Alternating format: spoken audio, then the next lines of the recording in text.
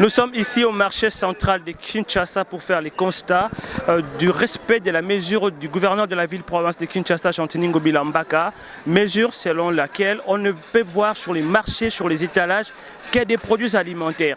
Est-ce que cette mesure est respectée ici au marché central? Et découvrez ces reportages réalisés avec Castor Makwanga. C'est depuis le samedi dernier que le gouverneur de la ville-province de Kinshasa, Jean-Denis Ngobila, avait annoncé l'interdiction des ventes des produits autres qu'alimentaires sur les grands marchés de Kinshasa. Cependant, cette mesure subit quelques résistances de la part des commerçants comme c'est le cas ici au marché central des Andos. Sur les étalages, on retrouve toutes sortes d'articles, des vêtements, des sacs à main, voire des bijoux. Et pour faire le suivi de la mesure de l'autorité urbaine de Kinshasa, Guy Michaud Owanjo, l'ADT du marché central, fait la ronde pour appeler les récalcitrants au strict respect de cette disposition. Le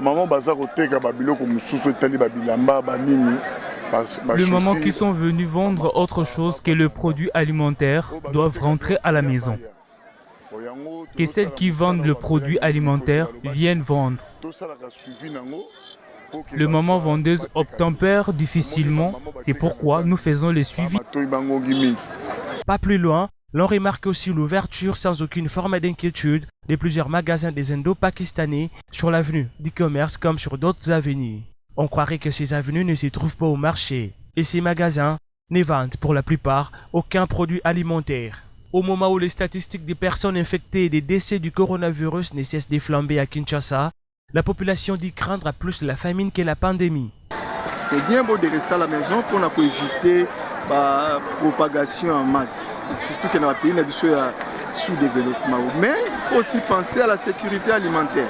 Moi je pense que le gouvernement doit prendre ses responsabilités, d'abord à sécuriser la population sur le plan alimentaire. Nous sommes contents parce qu'ils nous protègent. Tout le monde veut se protéger quand quelque chose du mal arrive, mais qu'ils cherchent une autre solution pour nous protéger de la famine. On dit que c'est une maladie contagieuse, mais si je reste à la maison et que je n'ai pas mangé, je peux toujours être atteint. La République démocratique du Congo compte officiellement 45 cas confirmés du Covid-19, dont 3 décès et 1 guérison. En dépit de la résistance d'une frange de la population, les autorités de la RDC multiplient des mesures barrières à la propagation de cette pandémie.